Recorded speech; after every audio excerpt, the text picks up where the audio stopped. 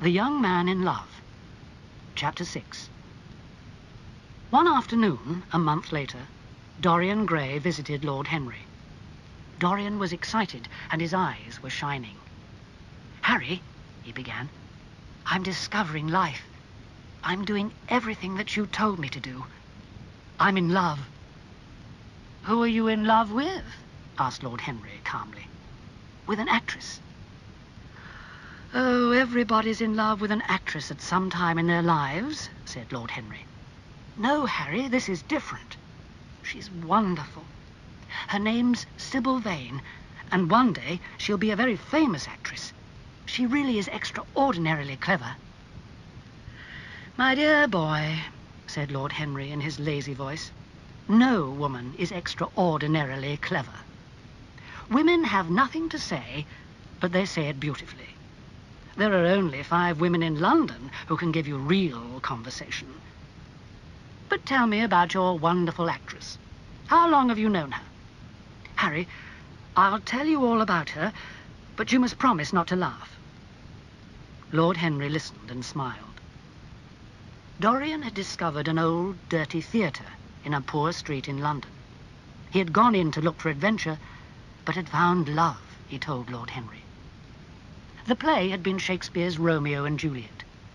Romeo was a fat old man with a terrible voice, but Juliet... Oh, Harry, she was about 17, with dark brown hair and a face like a flower. She was the loveliest girl that I'd ever seen in my life, and her voice was like music. I love her, Harry. She's everything to me.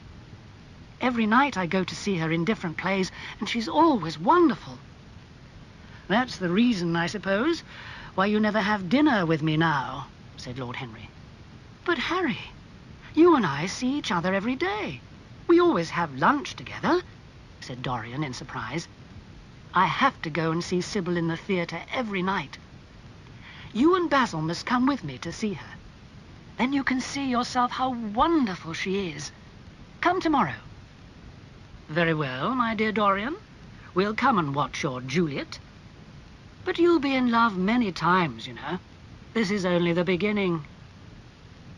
After Dorian had gone, Lord Henry smiled to himself. How amusing it was to watch this young man, he thought. He was very different now from the frightened boy in Basil Hallward's house. He had opened like a flower in the sun, and was learning to enjoy every pleasure in life. And it is I, thought Lord Henry, who have taught him how to do this. When Lord Henry returned home that night, there was a letter for him lying on the table. It told him that Dorian Gray was going to marry Sybil Vane. Chapter 7. Mother, I'm so happy, cried the girl. And you must be happy too. Mrs. Vane put her thin white hands on her daughter's head. I'm only happy when I see you in the theatre, she said. And we are poor. We need the money, don't forget that. What do we know about this young man? You don't know his real name or anything about him. No, but I call him Prince Charming. He's everything to me. I love him and he loves me. Oh, Mother, let me be happy. You're too young to think of love, said her mother. She looked at her daughter's lovely face and tried to warn her of the dangers of love, but the girl did not listen. She was locked in her prison of love. At that moment, the girl's brother entered the room. He was a heavy, dark young man, not at all like his sister. I've heard about a gentleman who visits you every night at the theatre, he said to his sister. Who is he? What does he want? Oh, James, don't be angry with me today, cried Sybil. You're leaving for Australia tomorrow, and today is your last day. Come for a walk with me in the park. I'll go and get ready. She danced out of the room, and her mother and brother could hear her singing as she ran upstairs. James Vane turned to his mother. My new life as a sailor will keep me away from England for many years, he said. But I don't like to leave Sybil alone. Sybil has me, her mother, you know, said Mrs. Vane quietly. Then take care of her. James Vane gave his mother a long, hard look. If that man hurts my sister, I'll find him and kill him like a dog. Chapter 8. As they waited for Dorian Gray the next night, Lord Henry and Basil Hallward discussed Sybil Vane. Basil had not been happy at the news of Dorian's marriage plans. An actress, he had cried. But Dorian is a gentleman, the grandson of Lord Kelso. He can't marry an actress. Why not? Lord Henry had said coolly. He'll love her wildly for 6 months, and then suddenly he'll be in love with another woman. It'll be very amusing to watch. But when Dorian arrived and told the story of his love, Basil became a little happier. You're right, he told Dorian. The woman that you love must be wonderful. I can see already that she's changed you. Yes, said Dorian happily. Yes, Sybil has changed me. From this moment, I shall be good. I'll never listen again, Harry, to your dangerous ideas about life and pleasure. Lord Henry smiled. Ah, he said, when we are happy, we are always good.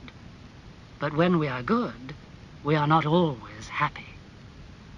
Basil Hallward shook his head at this, but Dorian laughed. You cut life to pieces with your clever words, Harry. The theatre was crowded and noisy, but when Sybil Vane appeared, everyone became silent. She was one of the most beautiful girls that Lord Henry had ever seen. Lovely, lovely, he said softly. But although Sybil looked beautiful, her voice sounded unnatural. She spoke Juliet's words, but there was no feeling in them. Her voice was lovely, but it took away all the life from the words.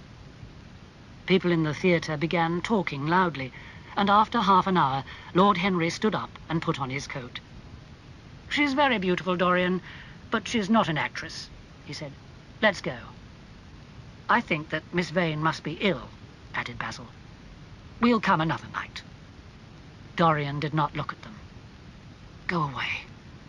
I want to be alone, he said miserably, and as his friends left, he covered his face with his hands. When the play came to its painful end, Dorian went to see Sybil. I wasn't a very good Juliet tonight, she said, and looked at him with love in her eyes. You were terrible, said Dorian coldly. My friends were bored. I was bored. I suppose you were ill. She did not seem to hear him. Dorian, she cried, before I knew you, the theatre was my only life. I thought that it was all true. I knew nothing but shadows, and I thought that they were real. But you've taught me the difference between art and life. How can I pretend to be Juliet, to feel Juliet's love, when I know now what true love is? Dorian turned his face away from her. But I loved you for your art, because you were a wonderful actress, he said. His voice was hard. You have killed my love. Without your art, you are nothing. I never want to see you again. Sybil's face was white with fear. You're not serious, are you, Dorian? She asked.